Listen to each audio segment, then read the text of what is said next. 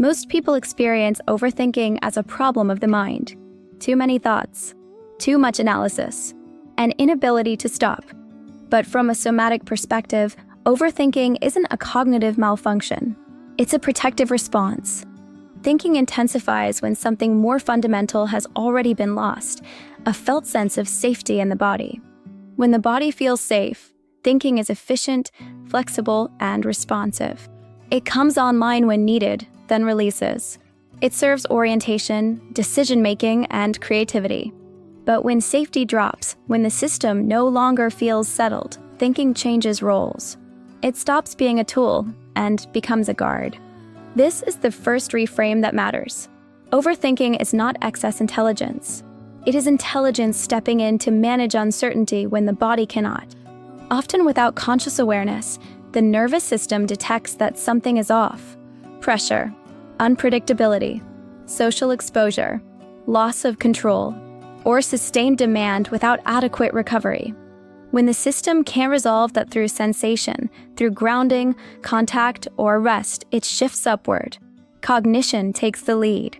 Not because thinking is better, but because it's available. Thinking scans the future, simulates outcomes, rehearses responses, tries to stay one step ahead of threat.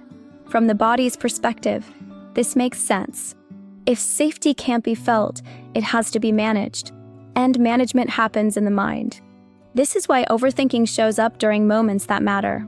Before conversations, before decisions, during transitions, when something important feels uncertain. It's not random, it's strategic. The system is trying to create predictability in the absence of stability. But here's the subtle cost. As thinking ramps up, sensation drops out. Attention lifts away from the body and into abstraction. The felt sense of here is replaced by imagined futures and replayed pasts. The body becomes background noise. Without sensation, orientation is lost. This is where people say they feel unclear, or stuck in their head, or unable to decide. Not because they lack insight, but because clarity does not arise from thought alone. Clarity requires contact, and contact requires safety. So when thinking dominates, it's not that the mind is out of control. It's that the body no longer feels like a reliable place to be. Overthinking is the nervous system saying, I can't settle here, so I'll stay alert instead. And importantly, this isn't something to fight. Trying to stop overthinking without restoring safety only increases strain. The system tightens. Thinking accelerates, because now even thinking is under threat. So before we talk about reducing overthinking or finding clarity, something more foundational has to be named. Thinking is doing a job, and until the body feels safe enough to take that job back, thinking will keep showing up, not as a problem, but as protection. Pause, and just notice, without changing anything yet, what happens in your body as that becomes clear. Once you see overthinking as protection, the question changes. It's no longer how to stop it, but why it intensifies under pressure. Pressure isn't just external demand. It's reduced margin. Pressure appears when the system senses there's less room to move, less room to adjust, less room to recover if something goes wrong. When margin narrows, the nervous system shifts strategies. In moments of ease, orientation happens through sensation. The body tracks what's happening now. Attention stays local. Movement is responsive. But under pressure, the system can no longer rely on immediacy. It needs foresight. So cognition steps forward. Thinking becomes a way of extending reach into the future, into possibilities, into contingencies. It's not ruminating yet. At first, it's adaptive. The system is asking, what might happen? What do I need to prepare for? Where could this go wrong? This isn't anxiety in the psychological sense. It's vigilance in the physiological sense. When stakes rise, the body wants more information, and thinking is how it gathers it. But here's where the shift becomes self-reinforcing. The more thinking is used to create safety, the less safety is felt in the body. Attention leaves sensation and enters simulation. The system orients toward what could be, rather than what is. And the body, now less attended to, feels even less settled. This creates a loop. Pressure leads to thinking. Thinking pulls attention away from the body. Reduced bodily contact increases uncertainty. Uncertainty increases pressure. At no point is the system malfunctioning. It's adapting to what it perceives as a narrowing field. This is why telling someone to relax under pressure doesn't work. Relaxation requires safety. Safety requires margin. And under pressure, margin is exactly what feels unavailable. So thinking escalates. Not because the mind is compulsive, but because the system is trying to compensate for lost ground. This also explains why clarity disappears when you need it most. Thinking becomes faster but flatter. More options, less orientation. More analysis, less knowing. The system isn't trying to find the right answer. It's trying to avoid the wrong one. And avoidance organizes very differently than clarity. Clarity emerges when the system can sense enough of the present moment to know what fits. Pressure collapses that sensing field. So cognition works harder. It scans, it loops, it revisits. Not because resolution is near, but because stopping would feel unsafe. This is the key understanding to hold here. Overthinking under pressure isn't excess activity. It's substitution. Thinking substitutes for stability when stability can't be felt. And until the system senses enough space, enough time, enough room, enough safety to settle, cognition will continue to lead. Not as a choice, but as the most available form of protection. Pause and notice what happens internally as pressure is understood this way, without needing to be solved. When thinking takes over under pressure, something subtle but significant happens. Sensation recedes. Not because the body stops sending information, but because attention is no longer available to receive it. The nervous system can only organize around what's being attended to, and when attention is pulled into thought, analysis, projection, rehearsal, the body becomes secondary. This isn't dissociation in a clinical sense. It's displacement. The system prioritizes prediction over perception. From a survival standpoint, this makes sense. If the present moment doesn't feel sufficient to ensure safety, the system reaches beyond it. But clarity does not live beyond the present moment. Clarity arises from contact, from sensing how something lands, fits, or resonates now. It's not a conclusion. It's an alignment. And alignment requires a body that is being listened to. When sensation is displaced, orientation is lost. People describe this as being stuck in their head. But what's actually missing is downward contact.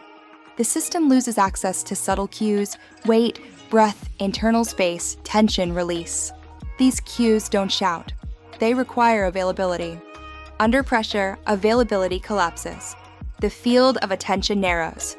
Thinking speeds up, and the body becomes quieter, not because it has nothing to say, but because it's no longer being heard. This is why clarity disappears precisely when it's demanded. The harder you try to think your way to clarity, the further away it moves. Because clarity isn't produced by effort. It's revealed when interference drops. And interference here isn't wrong thinking. It's overoccupation. The system is too busy monitoring to feel. This is also why reassurance rarely helps. Being told everything is fine doesn't restore clarity, because clarity isn't a belief. It's a felt orientation. Without sensation, the system can't confirm safety, so thinking continues. This is the paradox. Thinking increases to regain clarity, but clarity requires the very thing thinking has displaced. This isn't a mistake. It's a trade-off the nervous system makes under constraint. Prediction over presence. Control over contact. Once this trade-off is in place, the system becomes self-referential. Thought responds to thought. Analysis generates more analysis. Not because it's useful, but because sensation is offline. This is why forcing decisions in this state often leads to regret. Not because the choice was wrong, but because it wasn't informed by the full system. The body wasn't in the room. So when you notice clarity disappearing, it's not a sign to think harder. It's a signal that contact has been lost. Not conceptually, physiologically. And until contact returns, until the system feels enough safety to re-enter sensation, clarity can't be manufactured. It can only re-emerge. Pause. And for a moment, without searching for answers, notice whether your attention is more in your head or whether there's any sense of contact returning on its own. At this point, there's nothing left to figure out, no insight to apply, no strategy to implement, no thought to replace another thought. Because the movement that resolves overthinking doesn't come from doing more. It comes from less being required. When thinking has been protecting the system, it can't simply be turned off. It releases only when it senses that its job is no longer necessary. And that doesn't happen through instruction. It happens through permission. Permission to stop monitoring. Permission to stop preparing. Permission to stop managing what might happen next. Not as a decision, but as a settling. So rather than asking the mind to quiet, notice what happens when nothing is asked of it at all. The body doesn't need to be fixed or improved. It doesn't need to feel calm or resolved. It only needs to not be pushed. And when there is no push, something else becomes possible. A slight softening, a subtle widening of space, a sense, often very faint, that there is enough right now. This isn't relaxation in the conventional sense. It's not relief. It's the absence of urgency. And urgency is what thinking responds to. When urgency fades, thinking has nothing to organize around. So it loosens. Not all at once, but gradually. You may still notice thoughts, but they don't demand action.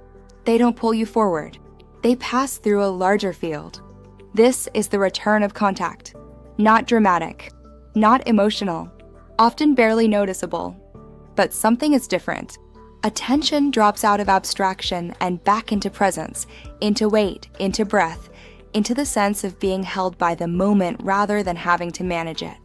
This is where clarity quietly returns, not as an answer, but as a felt rightness. You may not know what to do next, but you know you don't need to decide now, and that knowing is enough.